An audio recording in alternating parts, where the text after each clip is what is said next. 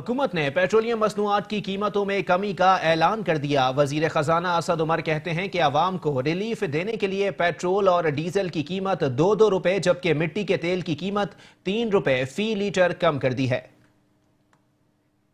Petroleum مصنوعات کی قیمتوں میں کمی کا اعلان وفاقی وزیر خزانہ اسد عمر نے اسلام آباد میں ہنگامی پریس کانفرنس سے خطاب کرتے ہوئے کیا۔ ان کا کہنا تھا کہ ہماری حکومت عوام کو دوسری بار ریلیف دے رہی ہے۔ اکتوبر میں بھی عالمی منڈی میں قیمتیں بڑھی جبکہ ہم نے اضافہ نہیں کیا تھا، تاہم پیٹرولیم مصنوعات پر ٹیکس میں رد و بدل کر رہے ہیں، آگے بہتری کی امید ہے۔ تو 2 روپے پیٹرول کی قیمت میں کمی، 2 روپے ڈیزل کی قیمت میں کمی، 3 روپے کیروسین کی قیمت میں کمی اور 5 روپے ایل ڈی او کی قیمت میں ہم کمی کر رہے ہیں جی۔ اس کمی کو کرنے کے بعد جو پیٹرولیم ڈیولپمنٹ لیوی جو ہے وہ تقریباً اب وہ جو اس کی اوریجنل سطح تھی 10 اور 8 روپے کی، تقریباً اسی پر آ گیا ہے، اور سیلز ٹیکس ابھی بھی اس تبدیلی کے بعد 8% ہوگا صرف پیٹرول کے اوپر اور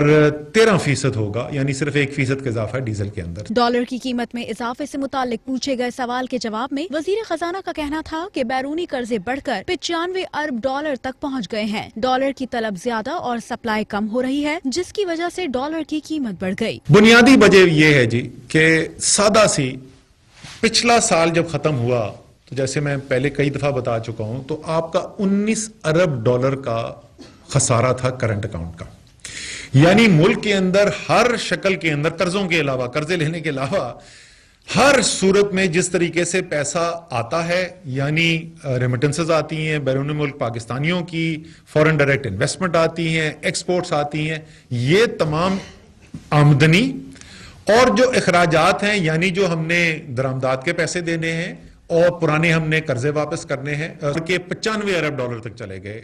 آپ نے 8 سے 10 بلین ڈالر کے درمیان، ایگزیکٹ مجھے نمبر نہیں ہے لیکن 8 اور 10 کے درمیان ارب ڈالر کے درمیان اضافہ ہوا آپ کے بیرونی قرضوں میں، اور اس کے باوجود آپ کے جو زر مبادلہ کے ذخائر تھے وہ تیزی سے گر رہے تھے۔ سادہ سی بات ہے، سپلائی اینڈ ڈیمانڈ کا وہ طریقہ کار ہے، ڈالر کی مانگ زیادہ ہے، طلب زیادہ ہے، سپلائی کم ہو رہی ہے۔ اسد عمر نے بتایا کہ معیشت میں بہتری کے لیے جامع پالیسی مرتب کرنی ہوگی۔ ٹیکس ریفنڈ کی واپسی کے لیے تیزی لے کر آئے ہیں۔ پچھلے 4 برسوں میں ایکسپورٹ انڈسٹریز بند ہوئی، تاہم اب ایکسپورٹ میں اضافہ ہوا ہے اور سرمایہ کاری بھی بڑھ رہی ہے۔ مختلف ممالک سے بڑی سرمایہ کاری بھی جلد نظر آئے گی۔